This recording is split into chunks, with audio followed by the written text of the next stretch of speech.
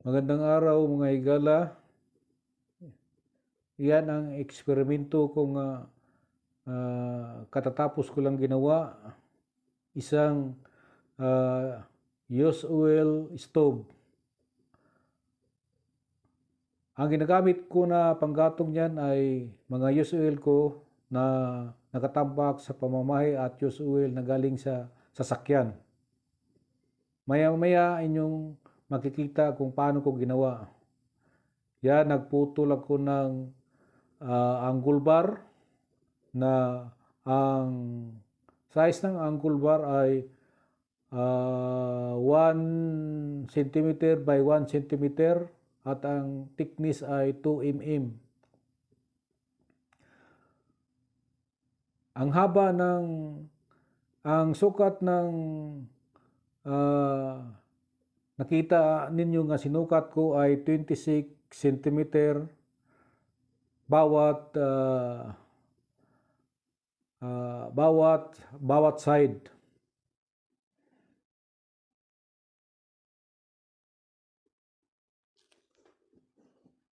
Yan, 26 cm din yan.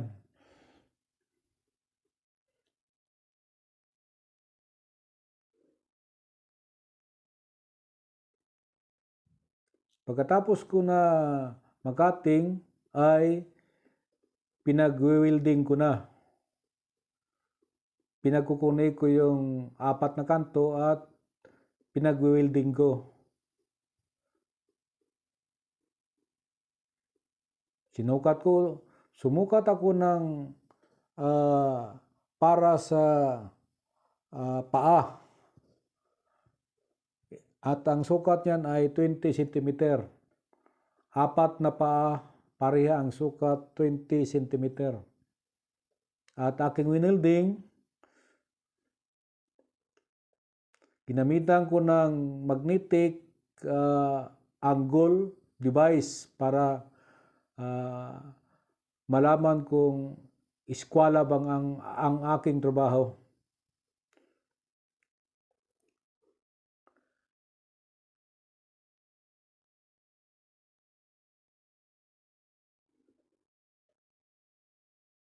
Yan ay 6.5 cm ang taas.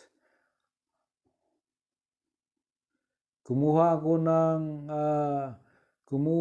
ng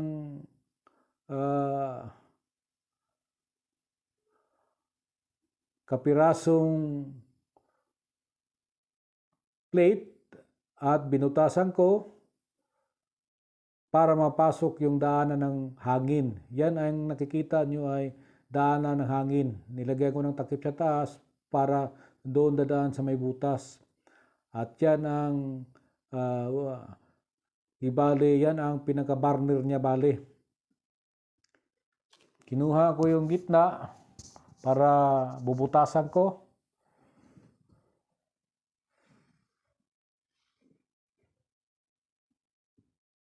Yan. Nung nabutasan ko na, pinasok ko yung tubong 1/2 yung daanan ng hangin. Ang sukat ng daanan ng hangin ay 1/2. At winilding ko yung malaking tubo at ikinabit ko doon sa may body niya at ginamitan ko ng elevation. Ang sukat ng elevation na yan ay 12 cm. Ang thickness ay 2 mm. Yan ay yung daanan ng winilding ko yung daanan ng drain ng used oil. Stainless yan ang gamit ko. Yan ang nakita nyo ay tangke. Ang capacity niya ay 1 liter. Ang sukat niyan ay, ang height ay 10 cm at ang length ay 22 cm at ang weight ay 5 cm. Ginamitan ko ng eskwala upang malaman ko kung pantay ba talaga ang aking trabaho. Yan ang nakikita nyo ay mayroong barbula, drain at pagkatapos ay nilinisan ko muna bago ko pinturahan ng primer. Yan. Natapos ko ng brasan, Kaya pinturahan ko na ngayon ng primer.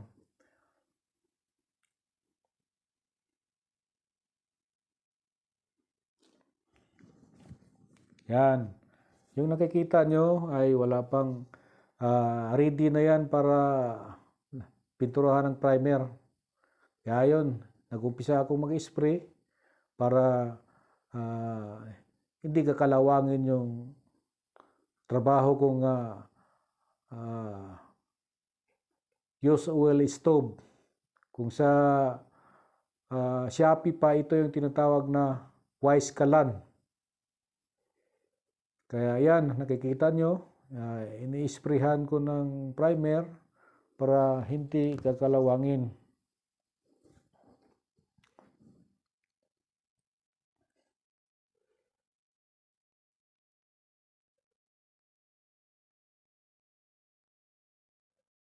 Yung butas sa taas, nakikita nyo, dyan ilalagay ang use oil. Gamitan lang ng imbudo upang, ayan, nakita nyo na, pinapatuyo ko muna. Yan ang sukat, mga higala. Yan ang sukat na makikita nyo, ayun ang sukat ng use oil stove. Yan, pinapaliwanag ko na sinasabi ko na mag-testing ako sa ginawa ko na use oil stove.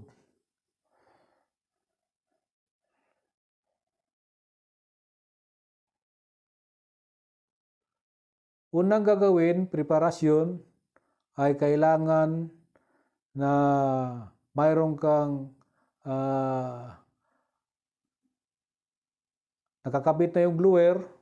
Yan, ready na yan. Yung blower na yan, mayroong adjustable speed. 12 volts yan, 220, 12 volts. Yan, kailangan flying tiger na yan or denatured alcohol. Yan ang gagamitin para pang init. Kasi ang use oil, hindi yan mag-apoy kung hindi mo nainitin. Kaya kailangan ng denatured alcohol upang pang-warm up sa burner. Yon, gagamitan natin ng igniter para hindi tayo mabaso kung sisindihan natin. Ang sukat ng denatured alcohol or flying tiger ay lalagyan mo lang ng 2 kutsara or 3 kutsara. Yan ay sapat na yan na ma-warm up yung use oil. Kasi hindi magpa-fire kung malamig ang use oil. Kaya kung umiinit na yung burner na yan,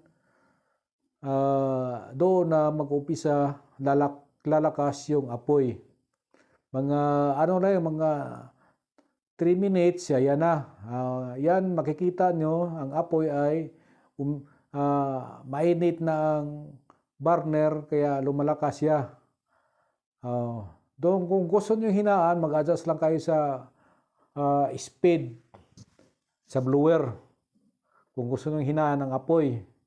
Yung nakikita nyo, yun na yung use oil na ginagatong.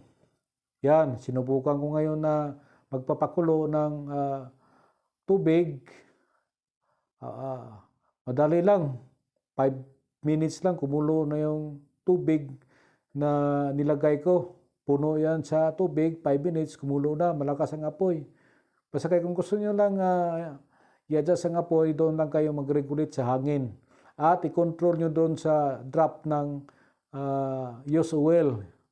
Control nyo doon sa may barbula. Kailangan patak-patak lang ang ang paggamit nyo.